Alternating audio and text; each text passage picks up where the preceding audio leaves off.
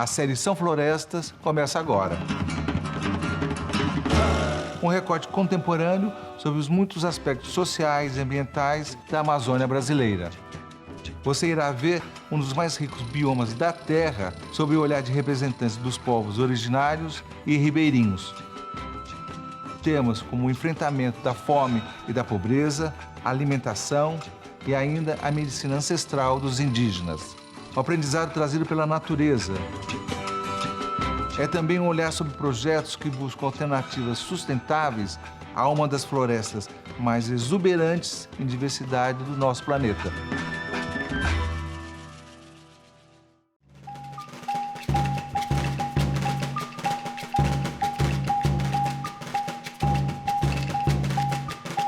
Por que a importância da Amazônia, da natureza? É muito importante manter a floresta viva, né?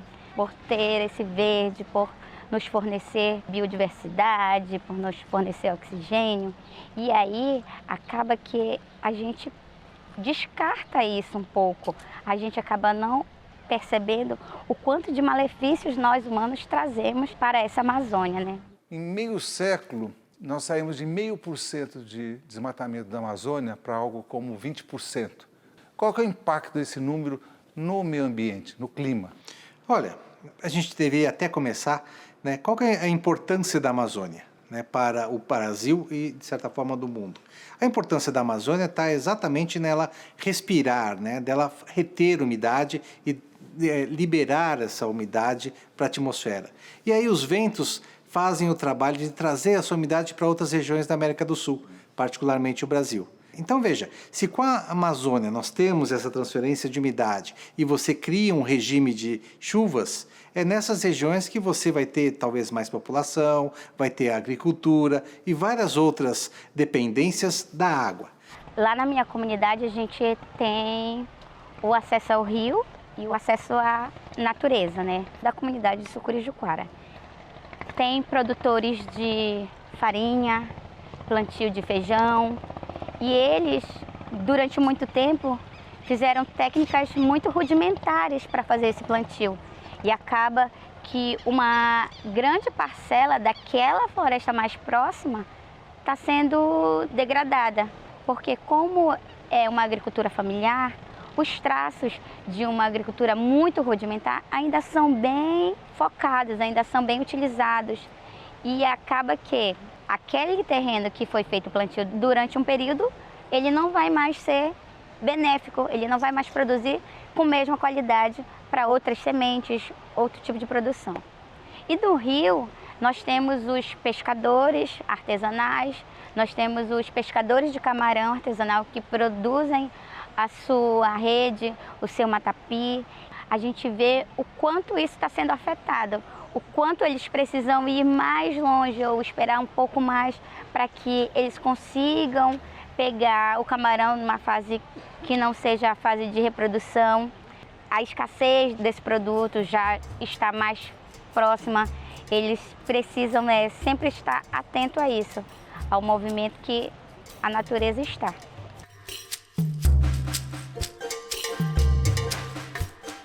Quando você começa a cortar a Amazônia, você começa a diminuir a quantidade de árvores, duas coisas. Uma, você está diminuindo essa quantidade de umidade, né, e, portanto, você está trazendo menos umidade para outras regiões da América do Sul. E outra, nessa região em que você tirou essas árvores, ela se torna um polo de aquecimento.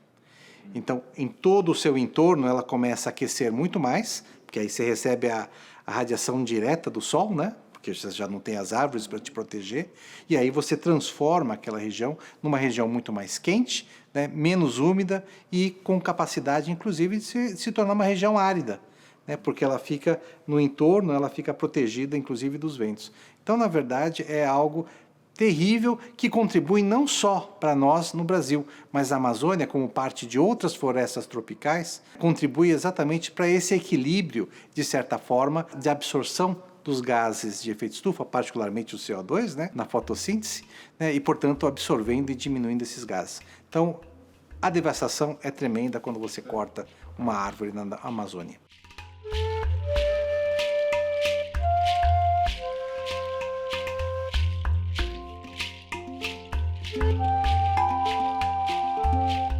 minha comunidade é uma comunidade ainda muito artesanal, ela é uma comunidade quilombola ancestral e a gente tem esse contato direto, benéfico e até mesmo maléfico contra a nossa natureza, mas a gente está aprendendo, a gente está tentando progredir. E é essa sementinha que as jandiras deixaram, né?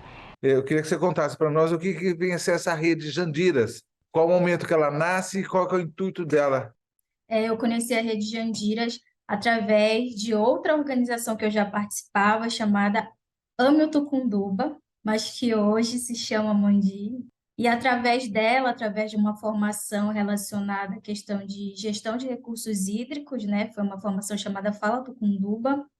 Eu participei, virei voluntária, e após isso elas vieram com uma nova formação, né? Voltada para mulheres da periferia, mulheres não brancas, para que fossem formadas lideranças climáticas, né? Já que essa é uma pauta que tem sido muito falada e cada vez mais a gente está debatendo, está se inserindo nesse espaço. Foram 40 mulheres que participaram dessa formação, e aí, após essa formação, a organização Mandi, que foi a que promoveu esse curso chamado Jandiras, ela convidou essas 40 mulheres a participarem, integrarem, formarem a Rede Jandiras, né? E aí, dessas 40 mulheres, 20 delas toparam esse desafio. E aí, em 2021, a rede foi criada. E a gente surgiu muito por esse desejo de discutir os efeitos da crise climática na nossa cidade. E surgiu também da gente entender que a gente precisa reconhecer a necessidade de dar voz a essas comunidades que são mais afetadas por essas mudanças do clima. E foi assim que a gente iniciou essa trajetória. Nós não tínhamos muito essa visão de ter destaque para a crise climática, né? Em uma das conversas que nós tivemos através da Coordenadoria Antirracista, ela criou um evento dentro da comunidade no mês de maio. Então, nós participamos de uma roda de conversa com vários grupos. Conheci a Rede Jandiras, né?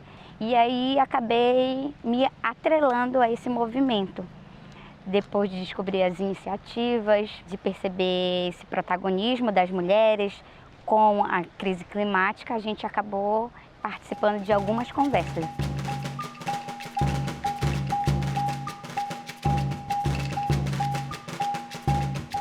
Técio, se fala muito na questão de uma savanização já no sul da Amazônia. Qual o efeito disso, não só na Amazônia, como esse entorno? Bom, a savanização não significa que você transforma tudo num deserto, mas significa que você não tem já as grandes árvores, né? São árvores mais curtas, que é a ideia da savana africana, inclusive, né? Quando você sai da floresta africana, você entra na savana, que é aquelas árvores mais curtas, quase tipo pasto, né? Bom, na verdade, alguns estudos já científicos, né, e tanto de observação quanto de modelagem numérica do clima, tem mostrado uma alteração ali no sul da Amazônia, né, em termos do comprimento das estações do ano. Ou seja, a gente tem tido um comprimento de estação do ano mais seco aumentando e uma estação do ano mais chuvosa, que é o nosso verão, diminuindo. Então, na verdade, a falta de árvores ali, o fato de você estar desmatando ali, tem alterado o clima já no seu entorno, no clima local, né? E isso é um impacto muito grande, porque, eventualmente, né, isso pode se estender ainda mais e pode ter um impacto na agricultura, é claro.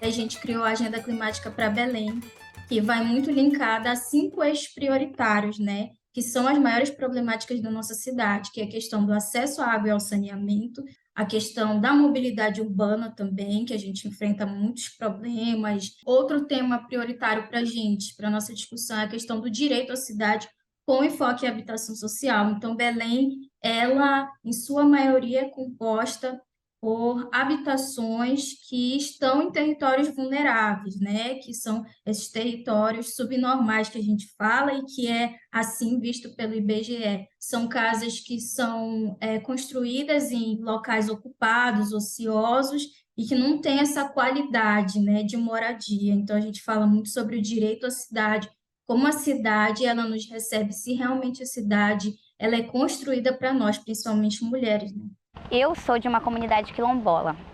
Como nós vivemos dentro da Amazônia, é super necessário que a gente tenha uma política de educação para a educação ambiental. Então, nós não conseguimos visualizar ainda dentro das nossas escolas isso. Nós temos sim trabalhos pedagógicos que envolvem, mas ele não está diretamente desenvolvido, ele está só atrelado. Nós temos dentro do calendário de educação o Dia do Meio Ambiente.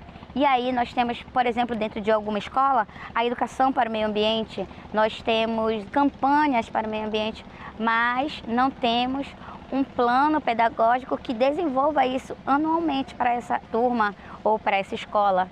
E nós saímos de uma escola municipal, nós estamos numa escola de campo e vamos nos tornar uma escola para quilombo. Outro ponto que a gente discute é sobre a justiça racial e ambiental, que são dois temas que estão totalmente conectados, interligados à questão da justiça climática. Então, antes de falar de justiça climática, a gente precisa entender que é necessário antecipar esse debate para a justiça social, justiça racial, e assim falar sobre justiça ambiental e climática.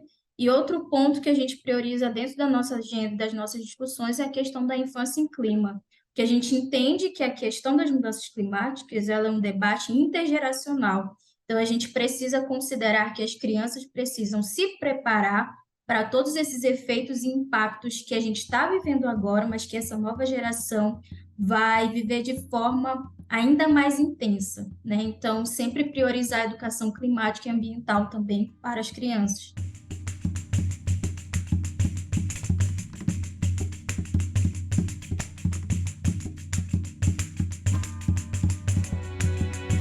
No caso do clima, o que pode ser feito para aliviar ou melhorar essa situação?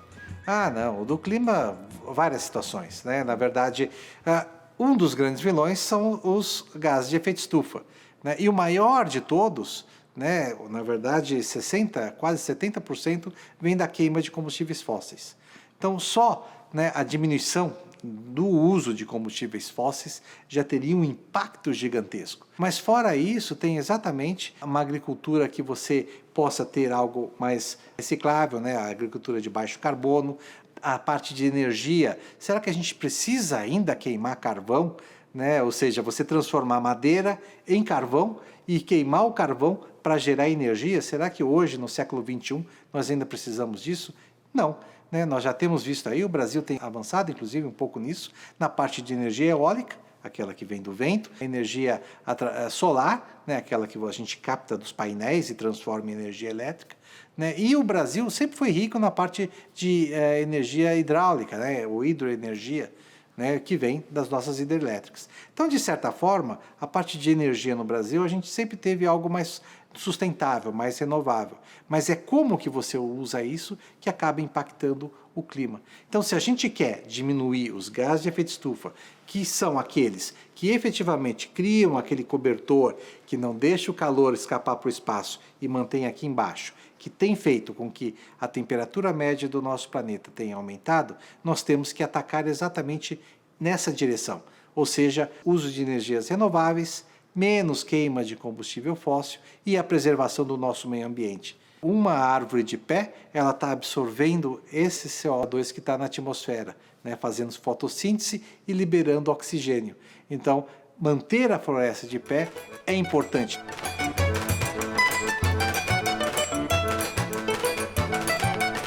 A partir da criação da agenda, que apresentou, além das problemáticas, ela apresentou propostas de ações e projetos voltados para a conscientização, adaptação e mitigação dos impactos das mudanças climáticas na nossa cidade. Então, após a gente construir esse material e apresentar para a população de Belém, a gente começou a entender que esse material também serviria como uma ferramenta de pressão para os tomadores de decisão. De que forma? A gente levou a agenda, apresentou a agenda aos vereadores de Belém, então a gente foi até a Câmara Municipal de Belém e, além de entregar a agenda para eles, a gente também entregou uma carta compromisso O que era essa carta compromisso? Era uma forma de firmar o apoio dessas vereanças com a agenda climática para Belém que foi criada e para que as propostas que foram trazidas dentro da agenda elas fossem implementadas na nossa cidade. Nós temos que ter estratégias, e essas estratégias é através das políticas, né? Políticas públicas que o governo deve manter ou implantar. Estratégias para a produção de pequenos agricultores, estratégia para a produção de manutenção das áreas já degradadas, estratégias de produção para essas áreas que já foram destruídas através de anos de degradação da Amazônia ou de qualquer mata dentro do Brasil, por conta das explorações, né? A gente entendeu que aquilo era uma forma de levar as questões e demandas da população, que muitas vezes não é ouvida, para esses tomadores de decisão. Das cartas de compromisso, 8 vereadores assinaram, e através dessa pressão, dessa informação, não só para a população, mas para as vereanças locais, a gente conseguiu ocupar esse espaço, realizar uma primeira sessão de mudanças climáticas na nossa cidade, conseguiu também fazer com que essa agenda ela chegasse às populações da periferia para que elas reconhecessem os problemas que eram enfrentados e muito mais do que isso, né? Uma das nossas propostas que foi inserida dentro da agenda, que foi a criação de um Fórum Climático para Belém, foi aprovada no Plano Plurianual da cidade em 2021.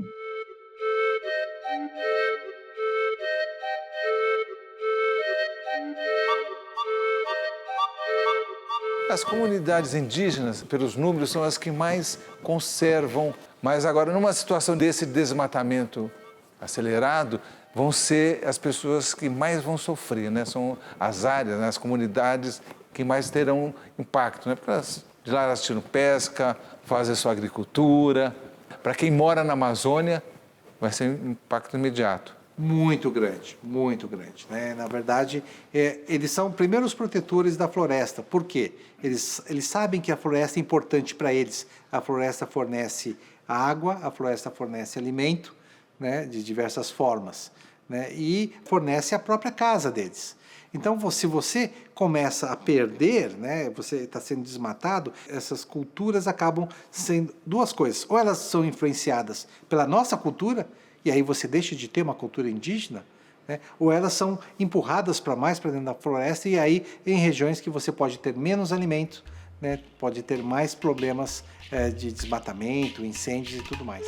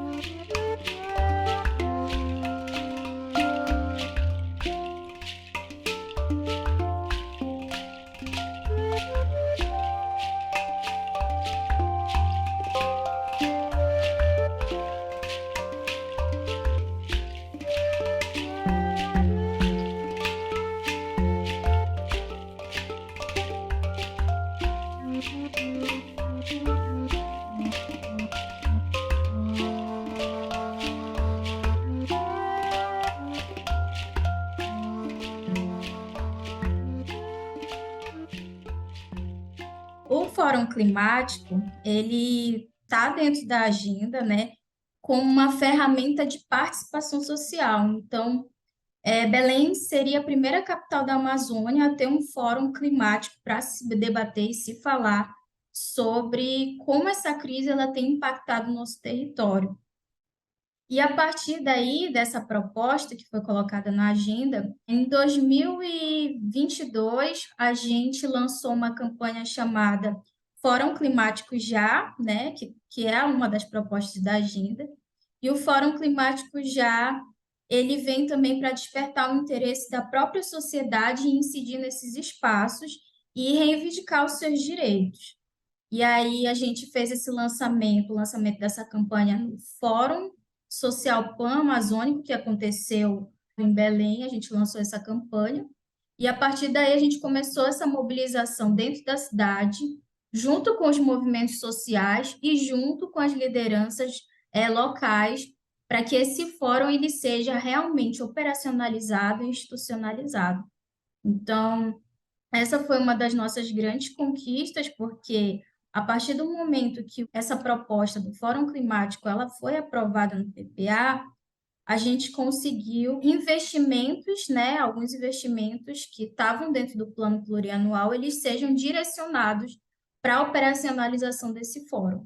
E a partir da nossa leitura enquanto sociedade civil, a gente conseguisse apontar, sugerir, dizer o que estava faltando naquela minuta. O que eu tenho agora de informação é que a minuta ela já está na mesa do prefeito, só falta ele assinar.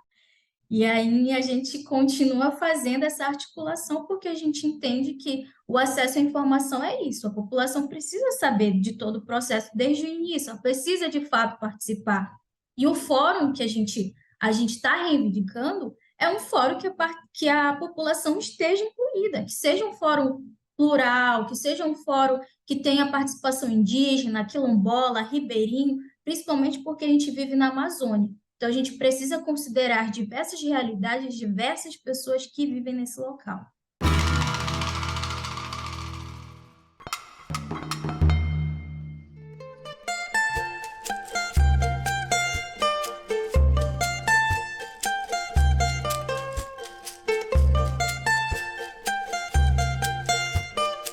Boa parte desse desmatamento é resultado do uso da terra, que tem causado esses problemas que a gente está falando.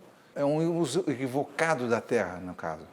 Com certeza, né? Na verdade, se pensa que para você aumentar a sua produtividade agrícola, você precisa ter muito mais terra, né? E hoje vários estudos, né, inclusive estudos feitos pela Embrapa, têm mostrado que não, você pode ser mais eficiente, né, com menos terra, né? Então você não precisaria estar desmatando, né? Ou se desmatar, você tem que fazer algo, uma coisa muito bem planejada, né? Se você está desmatando aqui, você compensa de outra forma, ou você desmata de uma forma organizada. O que nós temos visto é um desmatamento ilegal, né? Então, o que alguns fazem? As terras são do governo, né? Aí ele vai lá, desmata, sai, né? E aí aquilo não consegue se regenerar, eles vão lá e começam a usar a terra, né? Ou para a parte de agricultura, ou para a parte de pastagens. E aí, uma das coisas que se faz também, né, é querer usar as madeiras. Dentro da Amazônia, da floresta amazônica, tem um monte de madeiras nobres, né? E aí eles vão atrás dessa madeira, né? E há um corte ilegal. Então, na verdade, o corte ilegal, né, o uso da floresta, uma vez que você desmatou, né, para pastagens e uma agricultura não efetivamente organizada, né, e estruturada, né? E, obviamente, a gente tem visto também a mineração, né? Claro que a floresta está lá, dentro dela você pode ter. Mas se você permitir que todo mundo vá desmatando para poder ver se tem minerais ou que tipo de minerais e tirar ali, nós temos um grande problema nesse mundo, né? Então, eu acho que o que está faltando é exatamente uma organização maior, né, em controlar esse desmatamento e não deixar que seja feito aleatoriamente.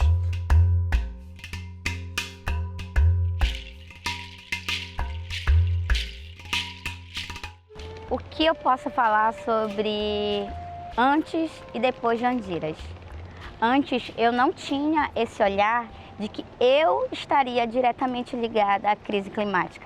Ah, porque eu moro na Amazônia, eu tenho muita água, eu tenho muita natureza, então eu não vou me preocupar com isso, porque é algo que já está ali. Não, eu não devo me preocupar só com o meu umbigo ou só com a região que eu estou, e sim com um todo.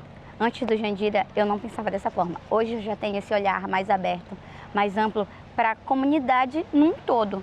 Qual que é a adesão justamente da sociedade à agenda, essa agenda climática? Como que a população reage? Quando a gente construiu a agenda, a gente fez uma pesquisa durante 3 meses, uma pesquisa com dados do IBGE, entendendo a vivência de cada uma das mulheres que estavam integrando a rede e trazendo isso para a perspectiva local, já que a gente vivia, a maior parte das mulheres vivia nas periferias. E aí a agenda ela foi construída com uma linguagem muito clara e acessível, trazendo não só vivências, mas dados científicos, porque hoje em dia, quando você fala em mudanças climáticas, os termos que são usados são muito técnicos, a população não consegue entender e não consegue dar nome ao que está vivendo. Então, a gente entendeu que tinha que ser uma linguagem clara, acessível, uma agenda que trouxesse propostas, não só falassem dos problemas, porque a gente fala às vezes muito dos problemas, a gente dá foco nos problemas, mas que a gente precisava trazer soluções que já existem no território também. E principalmente colocar a população como protagonista desses espaços. E aí, quando a gente apresentou a agenda para a sociedade, ela foi muito bem recebida, né? Porque nós fomos pioneiras em construir um material desse para a cidade de Belém. E Jandiras veio nos trazer esse alerta, né? Então, antes a gente acabava despejando coisas na natureza ou até mesmo usufruindo de coisas indevidamente, e por ser um espaço único, por ser um espaço que a gente achava que era só ali, que só atingiria aquela pequena parcela de população, a gente acabava deixando muito a desejar sobre essas questões.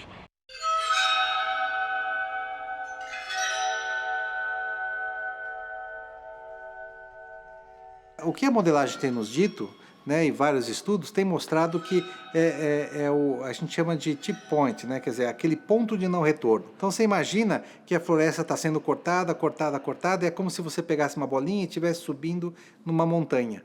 E aí você está aqui nesse nível. Se você der um toquinho nela, ela cai. Então, na verdade, o corte da Amazônia e toda a influência que ela pode ter no clima da América do Sul, ela está diminuindo até chegar aqui. Se você parar tudo agora e deixar a floresta em paz, ela vai conseguir se regenerar. Se você não deixar ela em paz e der um toquinho nessa bolinha, ela vai cair. E aí significa que a floresta não consegue mais se regenerar, e aí sim, né, você não tem mais uma grande floresta absorvendo o CO2. Então você está contribuindo para manter, né, o CO2 na atmosfera. Além, né, do aumento dos gases através de queima de combustíveis fósseis, queimadas e indústria, você também vai ter, a floresta não estará mais contribuindo para absorver esse CO2. Então é como se ela estivesse contribuindo para aumentar o CO2 da atmosfera. Então nós estamos num período muito drástico, em que nós temos que agora começar a diminuir o desmatamento para você não atingir esse ponto. Porque senão depois, né, que a floresta já acabou, você vai ter que reflorestar tudo. E aí eu acho que é muito mais difícil, né?